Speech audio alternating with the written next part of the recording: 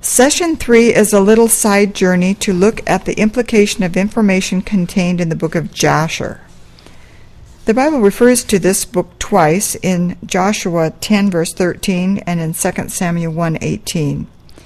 At issue is the time period from Jacob's birth until the Exodus, and how that can affect the big picture. For he will finish the work and cut it short in righteousness, because a short work will the Lord make upon the earth. And this is looking at the chronology adjusted by Jasher, the 400-year prophecy.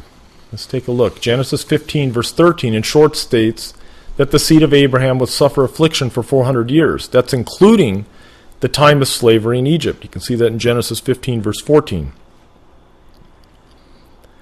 In this chronology, not Usher's, Israel entered Egypt in 1751 BC and remained there until the Exodus in 1512. This time period amounts to 239 years. Simple calculation. Now, if you look at the book of Jasher, it states that this period was actually shorter and equals 210 years, not 239. For Jasher states this: And the sojourning of the children of Israel who dwelt in Egypt in hard labor was 210 years. Now, if we look at the biblical record without correction from the book of Jasher, we have this: 239 years.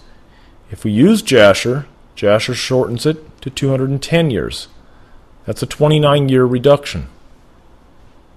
Well, what does this do?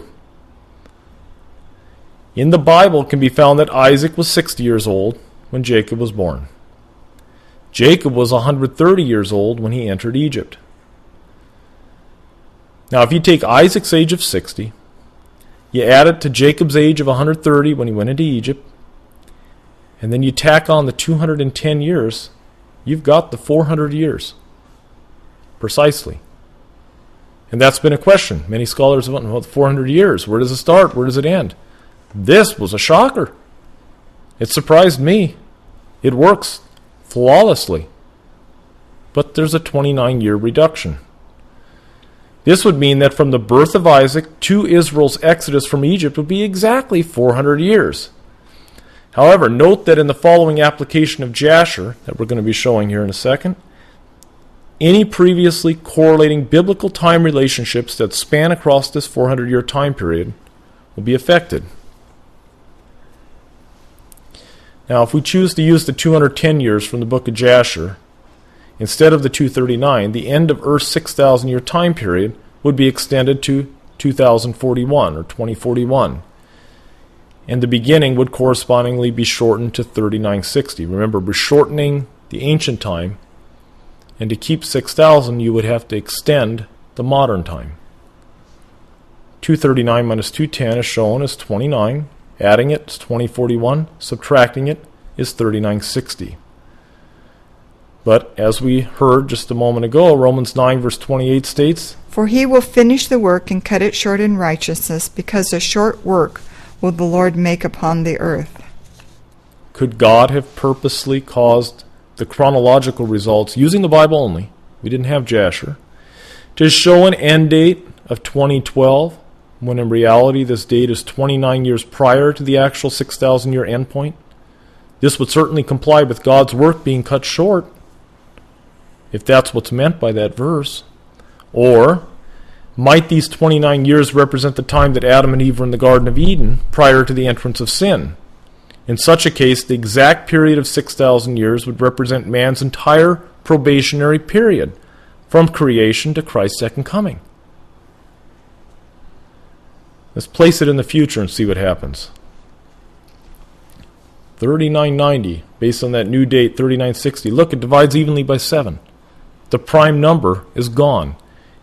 And we know these from before, they divide nicely, everything by 7. And then we have a 29-year prime number hanging out there.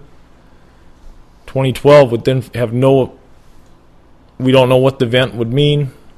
It's rather meaningless. In Christ's second coming, again, a question, is that true? I don't know. Let's place it in the past and see what happens. Again, we have by 7, leaving 2012 intact. putting the 29-year prime from Adam created to Adam sins. Assumption. The 29 years refer to Adam and Eve's time in the Garden of Eden prior to sin. Let's just make that assumption that that's what the 29 years refers to. What happens? From Adam's creation to his temptation by Satan at the tree of knowledge of good and evil was 29 years. He's the first Adam. Look here. From Christ's birth, the second Adam, to his temptation in the wilderness where Satan sought to overcome him was 29 years. And the Bible strongly implies this when you look at the baptism of Jesus. Look at Luke 3. And Jesus himself began to be about 30 years of age. So from 4 BC to 27, AD 27 is 30 years. And so if you cannot get 31 years from that calculation, and Christ was about 30, it can be reasonably deduced that he was 29 at the time that he was tempted and that he had to go through his experience in the wilderness with Satan, the battle. Very interesting. Now, finally, 29 is an extremely unique 10th prime. And for those watching, you might find this little research project right there. All the details around the 10th prime. I believe there's a lot of interesting relationships looking at that number. If this 29-year adjustment from the book of Jasher is correct and preceded the entrance of sin, the results of this chronology would be as follows. God's work with mankind's sin would be cut short. The history of mankind from creation to Christ's second coming would also be 6,000 years. Is it possible that God's providence has been working out the harmonious fulfillment of the two seemingly opposing beliefs given above? But if the Bible is taking into account perhaps Adam's time in the Garden of Eden, works flawlessly.